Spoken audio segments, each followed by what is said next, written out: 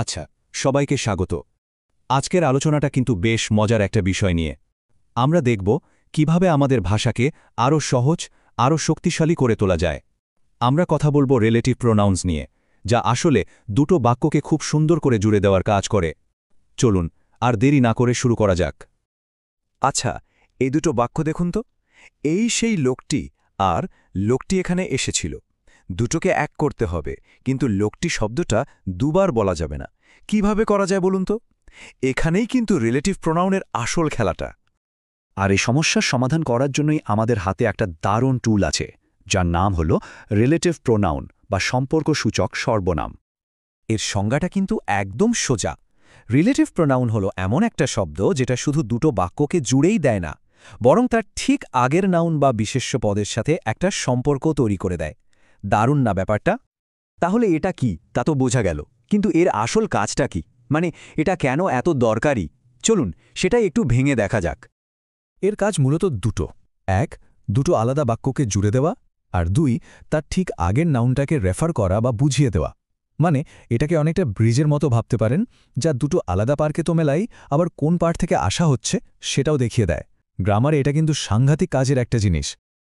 অনেক তো থিওরি হলো, তাই না? এবার সরাসরি উদাহরণ দেখলে ব্যাপারটা একদম জলের মতো পরিষ্কার হয়ে যাবে। চলুন দেখি এগুলো বাস্তবে কিভাবে কাজ করে। এই বাক্যটা দেখুন, the man who came here is my teacher. এখানে কিন্তু আসলে দুটো কথা বলা হচ্ছে। এক, লোকটি এখানে এসেছিল, আর দুই, লোকটি আমার শিক্ষক। দেখুন তো, হু শব্দটা দিয়ে কত সুন্দর করে দুটো কথাকে একটা বাক্যে নিয়ে আসা হলো। আর এই জাদুটা করল কে? ওই যে হু শব্দটা।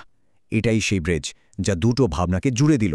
আর এর ফলে দ্য ম্যান বা লোকটি শব্দটা বারবার বলার আর কোনো দরকারই পড়ল না। বাক্যটাও শুনতে অনেক ভালো লাগছে, তাই না? আচ্ছা, আরেকটা উদাহরণ দেখি। The book that you gave me is interesting. এখানে সংযোগকারী শব্দটা হল দ্যাট, মানে যে বইটা দেওয়া হয়েছিল সেটা বেশ ইন্টারেস্টিং। এখানেও কিন্তু একই ব্যাপার। দ্যাট শব্দটা দুটো আলাদা ভাবনাকে এক করে দিয়েছে।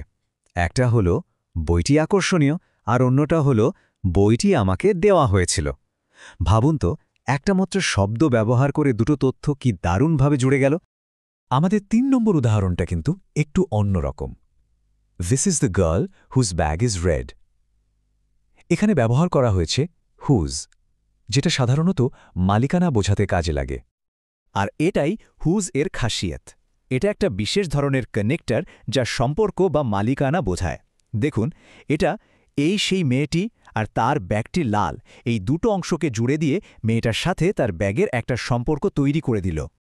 তো এতক্ষণে রিলেটিভ প্রোনাউনের কাজ আর ব্যবহার নিয়ে একটা বেশ ভালো ধারণা তো হয়েই গেছে। চলুন এবার সবচেয়ে বেশি ব্যবহার হয় এমন কয়েকটা রিলেটিভ প্রোনাউন দেখে নিই, যেগুলো আমাদের টুলকিটের রাখতেই হবে। এই যে 5টা শব্দ, হু, হুম, হুজ, উইচ আর দ্যাট, এরাই হলো রিলেটিভ প্রোনাউনের সুপারস্টার। এগুলি হলো সবচেয়ে জরুরি সংযোগকারী, যা দিয়ে আমরা বাক্য তৈরি করি। সুতরাং এই কয়েকটা শব্দ যদি ঠিকঠাকভাবে ব্যবহার করা যায়, তাহলেই কিন্তু কথা বলার সময় বা লেখার সময় আরও অনেক সুন্দর, গোছানো আর বর্ণনামূলক বাক্য তৈরি করা সম্ভব।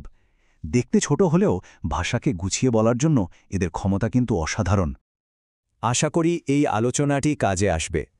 এখন থেকে কিছু পড়ার বা শোনার সময় এই সংযোগকারীগুলোকে খুঁজে বের করার চেষ্টা করা যেতে পারে। ভাবার বিষয় হল, এরপর কোথায় এই সংযোগগুলো খুঁজে পাওয়া যাবে।